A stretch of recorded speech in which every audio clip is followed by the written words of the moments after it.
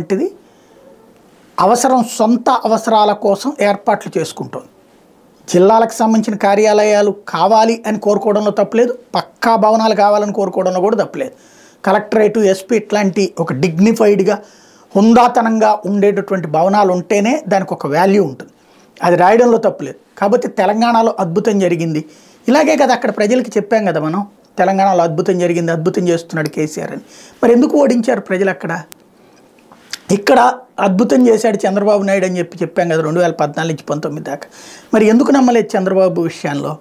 అంటే మనం పత్రికలలో ఒకళ్ళ మీదన విషాన్ని చిమ్మేసి ఒకళ్ళ మీద పన్నీరు చిమ్మితే జనం నమ్ముతారు అని ఇంకా మూర్ఖంగా నమ్మటం అనేటువంటిదే ఇక్కడ సమస్య. వార్త రాయడాన్ని నేను తప్పు పట్టట్లేదు, రాసే విధానంలో ఉన్నటువంటి లోపం ఏంటంటే అక్కడ అద్భుతం జరిగింది జరిగింది జరిగింది జరిగింది అని చెప్తే ప్రజలు నమ్మలేదు, ఇక్కడ అద్భుతం జరిగింది జరిగింది జరిగిందని చెప్తే నమ్మలేదు. ఇప్పుడు అద్భుతం కాదు, అనర్థం అనర్థం అనర్థం అనేటువంటిది చెప్తున్నారు. మరి ప్రజలకి గ్రౌండ్ లెవెల్లో తెలుసు కదా ఏం జరుగుతున్నది ఏంటి అనేటువంటిది.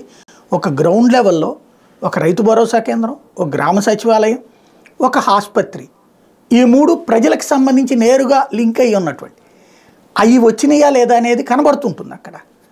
ఖచ్చితంగా జిల్లాకు ఒక కార్యాలయం కూడా బాధ్యతతో కూడిన కార్యాలయం ఉండాలి, అది రాయాలని కూడా కోరుకుంటావు జర్నలిస్ట్గా. బట్ అసలు విషయాన్ని డైవర్ట్ చేయడం దగ్గరనే ఇక్కడ ఉన్నటువంటి అభ్యంతరం వల్ల. ఇకపోతే